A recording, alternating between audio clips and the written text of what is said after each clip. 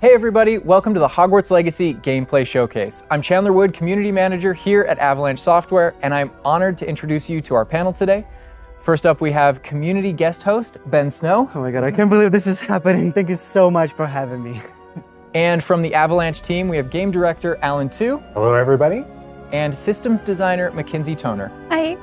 And finally, just off screen capturing gameplay for us, Andrew Coram. Today we'll be giving you a taste of the open world via broom flight, a deeper look at combat using the Dark Arts Battle Arena, and a look at your personalizable home within Hogwarts, the Room of Requirement, where we may even see some beasts. And we're starting right where we left off in our last gameplay showcase, just outside Hogwarts, which I love that you can walk out of the castle after walking through everything and then just come out here and take off on your broom out into the open world. And Alan, I know that's something that you particularly like about Hogwarts Legacy too. Yeah, I'm a big fan of just being able to hop on the broom and go anywhere. There's something about kind of like the sensation of everything being open to you, and just I love the proximity that I can get to things. I love flying close to the ground, and I kind of wanted to talk about it just because I feel like the brooms are fun for me, not just because of all those feelings of exhilaration, but because they're not just, I have a broom and it's done.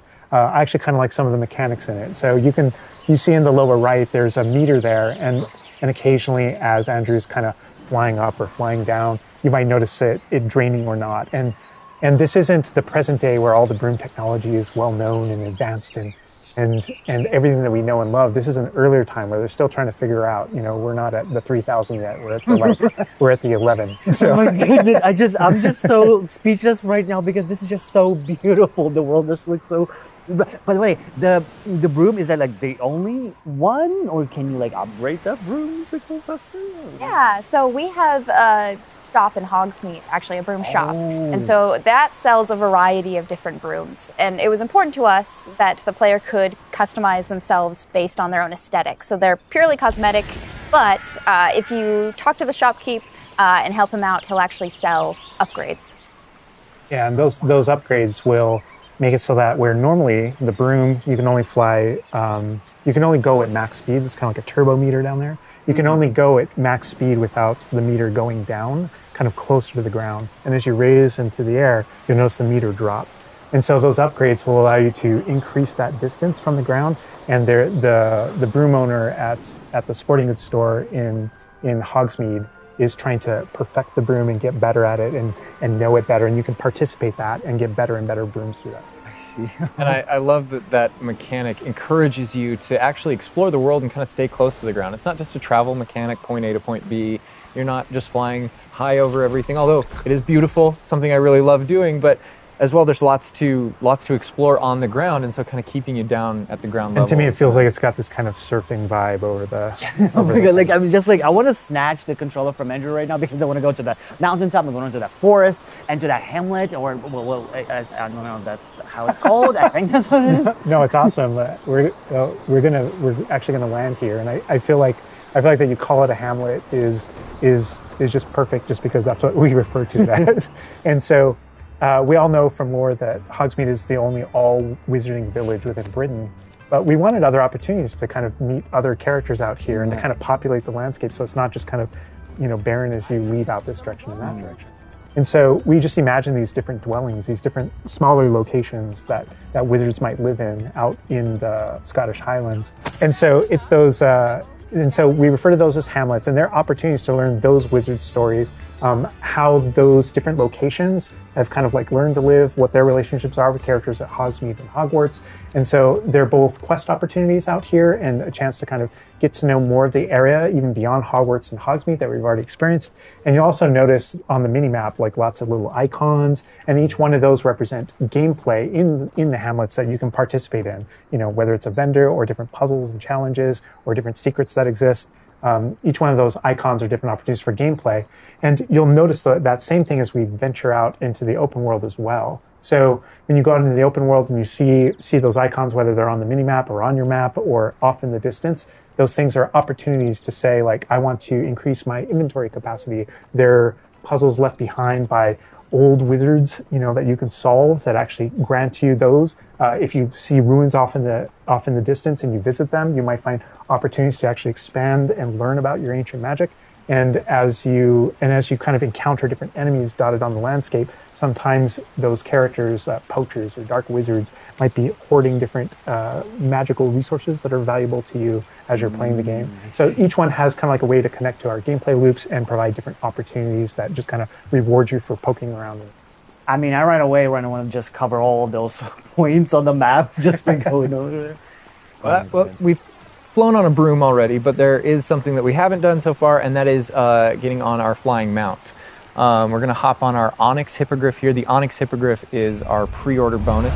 Oh my god, there he just like pops out of the back. Oh wait, you can use it as a horsey? I mean, a horse? I mean, that is a horse? Yeah, as a hippogriff, you can totally ride it like a ground mount, and you can lift off into the air. And we tried to make sure that each of those interactions, so the broom's really good at reaching that top speed, at kind of traveling the world as quickly as possible.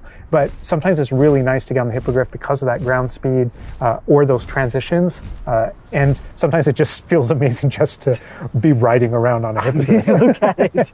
Yeah, it really is kind of like, I don't know, it's a great feeling being on it. And it's a great feeling managing those transitions, kind of going from run to fly and just being able to go wherever you want. And we tried to make sure that each one of these things that you can interact with have a unique identity and a reason for being.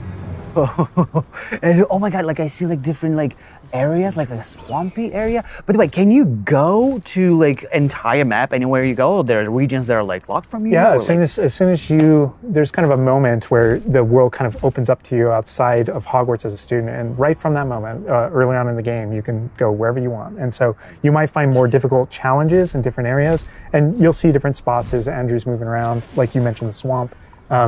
But we have got like a coast, and we've got different types of environments out in the world just to kind of pepper your experience, reward you for exploring, keep things fresh. All those things exist as we're moving around. So cool. And I love that windmill. It's like so rustic. Like I keep forgetting that this is like 1800s. The Wizarding World we've never really seen before. Like it feels so authentic. Like it's part of it. Yeah, I love this vista too, and I'm gonna have Andrew stop here. We're gonna use a bit of dev magic to change the seasons. Actually, I want you to see what this world looks like covered in snow. Yes, yes, yes, please. I love snow. That's all I want. Wrong wavy. Oh my god, this is so beautiful. Oh my goodness. This is so pretty. Okay, it looks so realistic. Oh my god, it changes the landscape like completely. Oh my god, does it have like actual like gameplay impact, like impact on the gameplay, or does it like it's just the weather of Scotland? Yeah, we really use it as a narrative marker through the game. So as you're progressing through your main storyline, it was important for us to kind of like have those moments that kind of felt like when you're reading the books or watching the movies where, you'll see kind of like the title card, winter, and now the landscape has changed, and you're really feeling that passage of time while you're a student, going through your year at Hogwarts. And I think we wanted to duplicate that. And for me, it's really fun that it's not just on the outside, which I agree, I think it looks really beautiful, but within the school as well. So there are moments like when it reaches certain holidays or things like that, where Hogsmeade reacts to holidays and the school reacts to holidays, and you see the decorations around those environments change. That really helped just kind of make me feel like I'm there. Right. Yeah. And it's not just for the seasons, those kind of vibe things. Like we have a day-night cycle, and that day-night cycle, even though similarly, like it's largely about vibe, when you go into Hogsmeade in the evening, there's less characters there. Around the school, you'll notice it kind of dies down and quiets down just when there's candlelight and students kind of like as you're walking through the halls. But in that day-night cycle is where we've kind of placed a few items where, whether or not you can collect them or whether or not you can interact with them that are a little bit restricted by the day-night cycle. And I love Andrew's flying up here, really high up on the hippogriff. And we're just looking at this view of Hogwarts in the distance. It's just absolutely beautiful. It's part of what I love most about flying around in this game, whether it's on a hippogriff or on the broom. No, I mean, you talk about going anywhere and things that you can see in the distance, and that's one of I still can't get over, like, no matter, I played this so much, but I still can't get over the fact that I can see Hogwarts out there, and there's just something beautiful about knowing that all of the things inside of it, the classrooms, the students, the professors, all the places I can go, I can just fly my hippogriff, land in the courtyard, enter the front doors, and just walk, to the library, to class, or to greenhouse, or to my common room, that it's all contiguous and just kind of like one space is still exciting to me after all this I mean, time. I'm just I'm speechless right now. It's just absolutely beautiful. It's just, oh my God. As much as we want to spend a lot more time out here just flying around, experiencing the world, I think this is a great opportunity to switch over to combat. And last time we gave you kind of an intro to combat. This time we're going to really go a lot more of a deep dive on using the Dark Arts Battle Arena, which is part of our deluxe edition. All right, Andrew's got us in the Forbidden Forest, which is where the Dark Arts Battle Arena is. Which is part of the Deluxe and Digital Deluxe Edition. I love the way that the Dark Arts Battle Arena is actually part of the world. It's integrated into the world, so your experience is more immersive than just choosing an option from the main menu of the game or something like that. Reason to go to the Forbidden Forest. Exactly. There are many reasons to go to the Forbidden Forest, but he's also wearing the Dark Arts cosmetic set, and here he's pulling out the Thestral, which is part of that Dark Arts pack from the Deluxe and Digital Deluxe Edition. So we're going full Dark Arts here. That's good. That's what I going down. But I like this this battle arena. It is a great place to show off really combat in a big way, because it unlocks some interesting abilities for you and allows you to really play around with combat in a deep way. And is this like the only arena like this in the game where you can like practice? Yeah, so in the base game we have 2 combat arenas normally, and so everyone has access to those. And each of the combat arenas are an opportunity to kind of just go through a difficult combat challenge, fight through multiple waves in order to earn a different cosmetic for your character and add that to your collection. In the case of that's no different than the Dark Arts Battle Arena. That's also true, the combat arena. But one of the things that we're excited about in the Dark Arts Battle Arena that people can do is you come in preloaded with different abilities. So the unforgivable curses are something that everyone's going to have access to through the base game and going to be able to earn, and they can make choices in order to kind of like add that to their repertoire, and they can also commit to that down with certain talents and things like that. When you play the Dark Arts Combat Arena, you actually have access to all those things as kind of like a way to test them all. And so it's a chance to kind of like tour and play with the Dark Arts and decide whether or not that is a path that you kind of want to go down. But yeah, everyone has the same ability to explore the Dark Arts. This is just kind of like a way of previewing. And again, a great place for us to show off combat in general. So I think we're going to jump in here. Andrew's going to start battling, and we can start talking about everything you're seeing on the screen. All right. Oh, they just about the cadavers right away. Oh my God. We're starting off strong. Oh my God. Was that Kujio? Oh my God. That's so cool. Yeah, so that you'll notice right away, like when we used Avada Kedavra, that guy's health bar went from instant to 0, and we really are trying to honor the way Avada Kedavra works in the game, even in some pretty extreme situations. You'll notice that like the meter takes up a lot longer to kind of build up as a way to kind of deal with its extreme power, just so that it's still fun to use. And then there's some ways that we'll probably talk about to adjust that. But I don't know. I don't know if there are things on the screen that you just have questions about. Well, like I see like little blue things popping from the enemies. Also, before like that sign, well, it's like, so in the community we call it the ancient magic sign. I don't know if that's how it's called. In the game.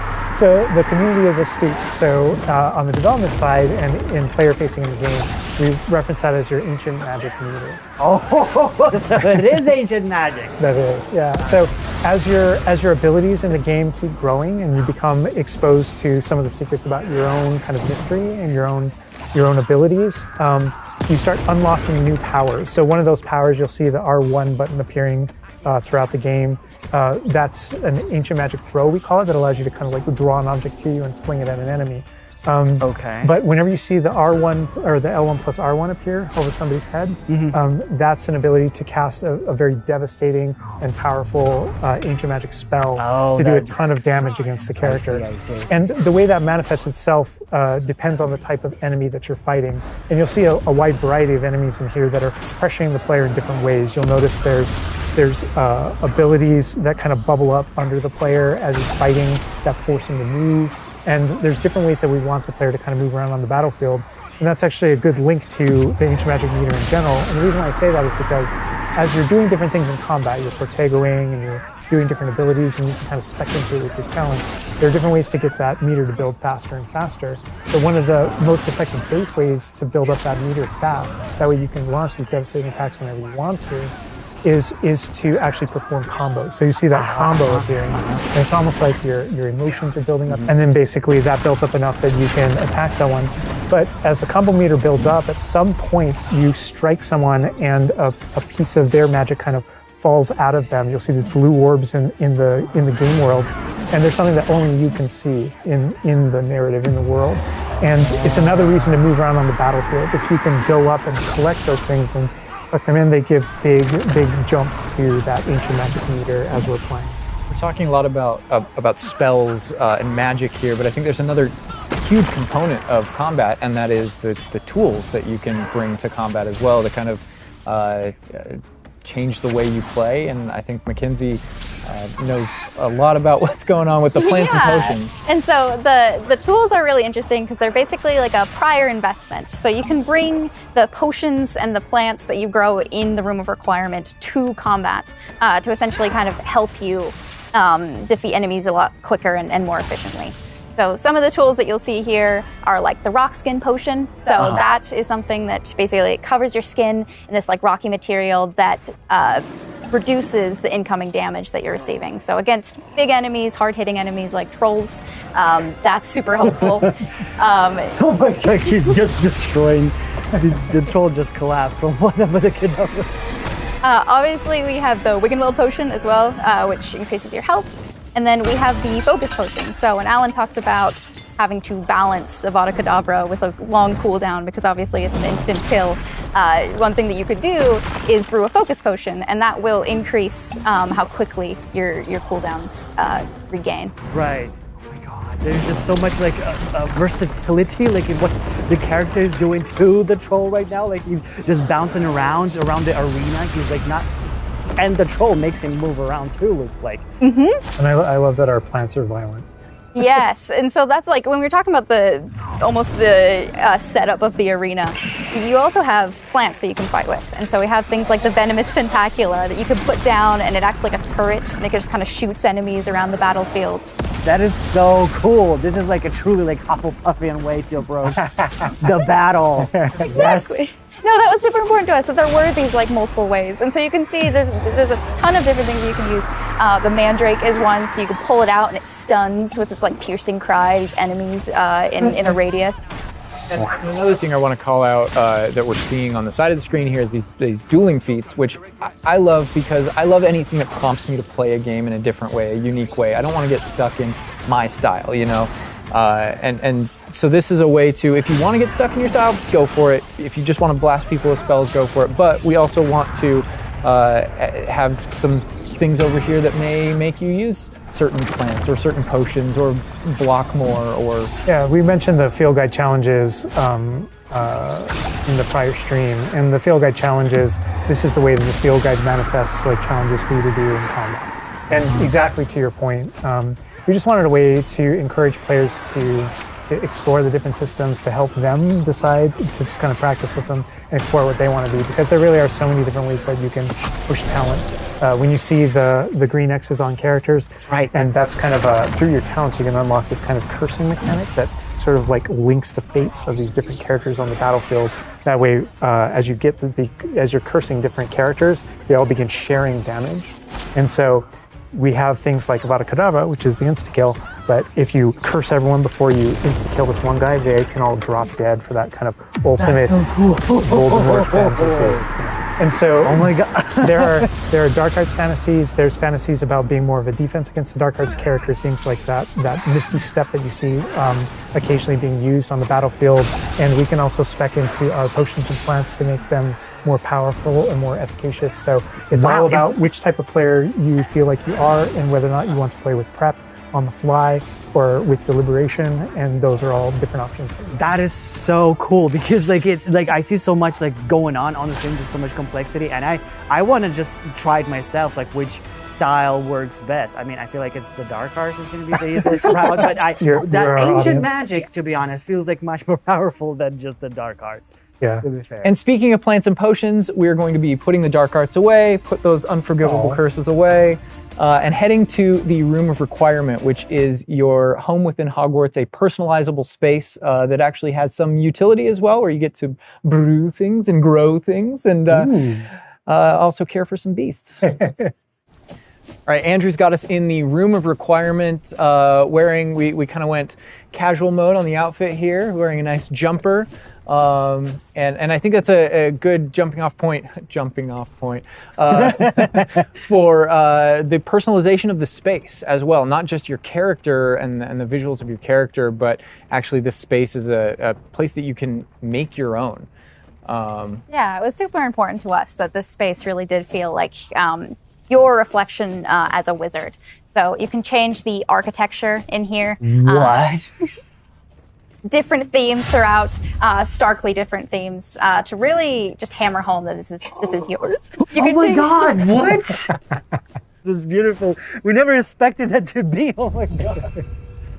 That's the thing, is not only can you change the architecture here, but you can actually conjure little objects into this space, as you can see. So there's like statues that you can do, and ornaments, and tables, and rugs, and just a bunch of little things that really flesh out the space and bring it to life. Oh my god, because like we had an idea that those places where you brew stuff, that's where you can change, but you can do all of this. Where do you even get this stuff? Like there's a furniture store? Yeah, so we call them conjurations. And the conjuration recipes can be purchased at Tomes and Scrolls in Hogsmeade.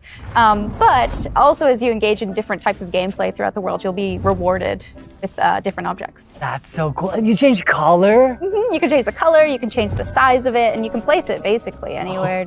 Oh my god, it's so tiny. It's like for baby Niffler.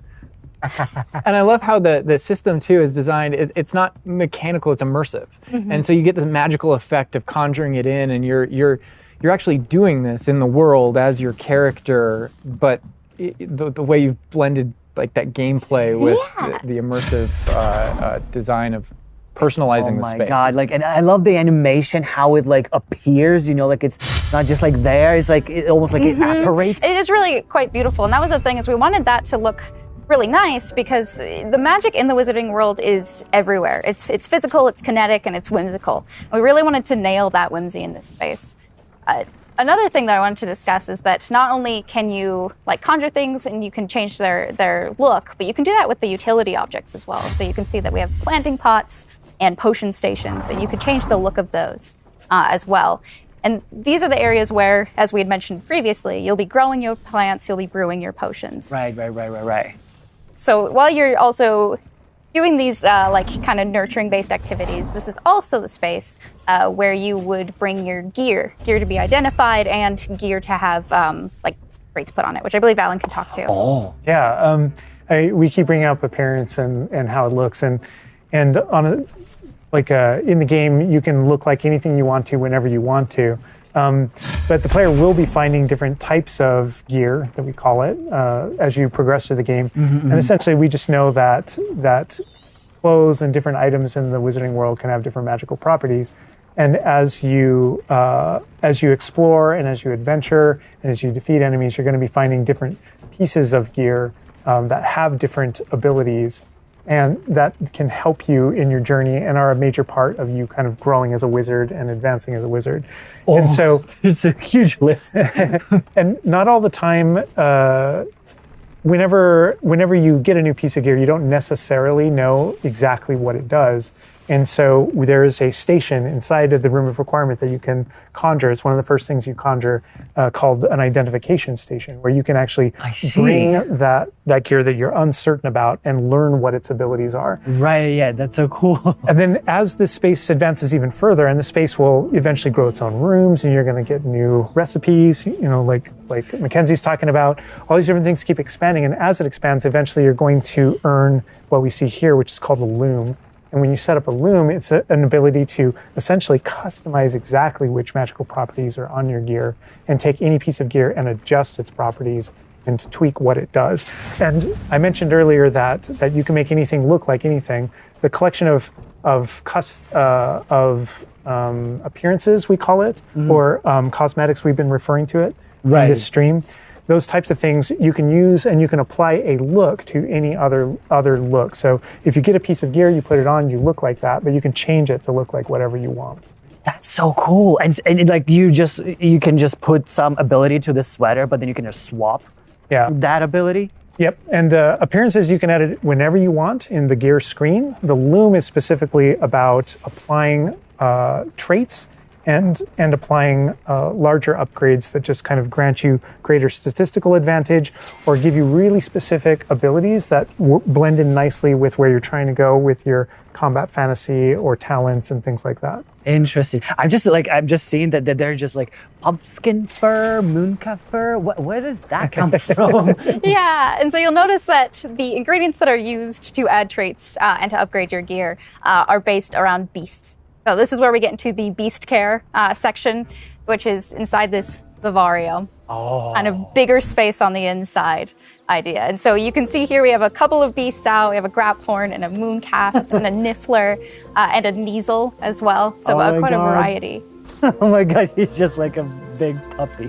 They're so cute. Cuddling. Oh my God, they're together. Oh, that's so cute. They're adorable. And so part of beast care is petting them as well, but feeding them too. And so once you do those things, that's when they feel safe enough that they'll give you their magical ingredients. So mooncalf fur, niffler fur, etc. That can then be used in your gear. That is like so like intuitive because like you know that makes sense because when you touch the animals, you get some fur leftovers. That's so. Oh my God. Yeah, and we really want to hammer home the fact that this is like a home that you're making for them. So in the overland, you can find these beast dens and rescue these beasts. Part of doing so is brushing them and feeding them food as well, and to build that relationship with your beasts. In addition to be able to care for beasts, you can actually conjure things in this space as well. The house, the cottage. Yeah, right. And so we have like a lot of little ornaments in this area, and a lot of them are purely cosmetic, but they look really cool. Again, it's the personalization of this space. Oh my goodness, no, this is like, I'm gonna spend 8 hours just designing this whole area to personalize. This is like cool, it's like you have this little play area, like a personalized fish tank, so to say. Just for the creatures. I love it. Yeah, no, totally. And there's like a decoration aspect, but there's also, we were saying inside as well, is there's a utility aspect to it too. So as you progress in the game and you're able to purchase more conjurations, you're able to speed up your process. So one of them, for example, is the food processor, which allows for the beast in the space to automatically get feed, so you don't have to do it manually. And so you're really building the progression for yourself here. In addition, there's also a toy box where you can play with your beasts. You'll see here, yeah. So you can, there's a bunch of toys in it, and each beast has their own favorite toy. So as you can imagine, the mooncalf really likes the moon ball, or the neasel, as like a little cat, really likes to chase the yarn ball as well. Right.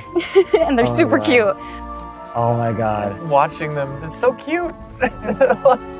And the big thing we really wanted to hammer home is that the world is a dangerous place. And so by going and rescuing these beasts and bringing them back here and caring for them, you're really helping them out. There's poachers in the overland who hunt these beasts for their material. So instead, you're caring for them. You're giving them a home.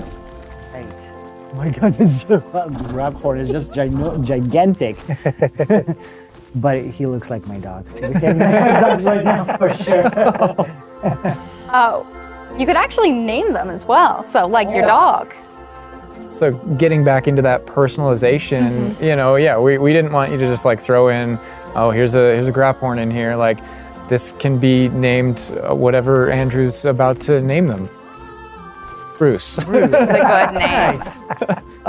name. You know, we've created this really nice space, and you can get additional vivariums, correct, to different kind of aesthetics and looks to where you're keeping your beasts and caring for them. Progression is a big part of this space as well. So as you progress through the story, you will unlock more vivariums. So as you can see, this one's quite meadow themed, big, open, bright. But there's other ones, say like a swamp that you might encounter. And it's really a visual effect to and more space for your beast. Oh, so it's like those, so when we're inside the room requirement, there's like on the left, there's that moon glow from one entrance and then some shrubbery going on in the right. Is that what you're talking about? Yep, that's exactly it. Ah, oh, you put trees in here too. Oh my goodness. And another thing with the beast care that I think is great, you know, tying back to the same kind of thing that you did with like the broom, where the broom is not just a method of travel, it's actually built in and integrated into the world. In the same way, like beast care isn't just this added element. You're not just throwing it on top. There's really this like narrative and integration to everything connects. So as you progress through the missions, you'll expand this space. As you earn resources, you'll go into Hogsmeade and use them to unlock the gameplay here and unlock new conjurations and different things to play around with. In the open world, it's in those different environments, like the different combat and conflicts and bandit camps and different things like that exist in the overland. Those things are what hold recipes that exist in the loom. So all these things have a way of connecting. Moonstone that you find out in the world is the resource that we use to conjure everything. That's found throughout the world.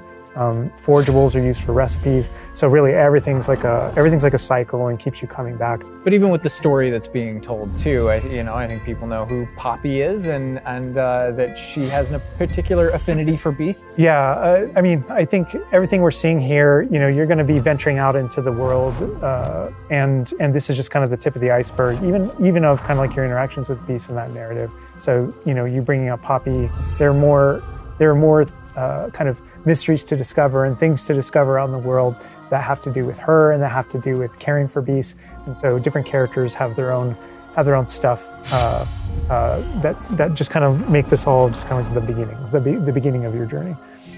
Well, we could spend hours in here, but we're gonna have to end the stream now. What do you think about what you've seen today? I mean, I'm just so blown away by how beautiful it looks. The open world seems so detailed and there's so many things to do, and like the combat, we're gonna spend like 2 weeks or more just breaking it down by pieces. There's just so much to this world. Like, I'm so happy you guys did this overall gameplay. And that's just the tip of the iceberg. We've got more for you to discover and find on your own. Thank you so much for being here. Thank you for watching. Hogwarts Legacy is available for pre-order now. It releases February 10th with 72-hour early access for owners of the Collector's, Deluxe, and Digital Deluxe Edition. We're gonna wrap things up, but first we've got a little surprise for you. Bye.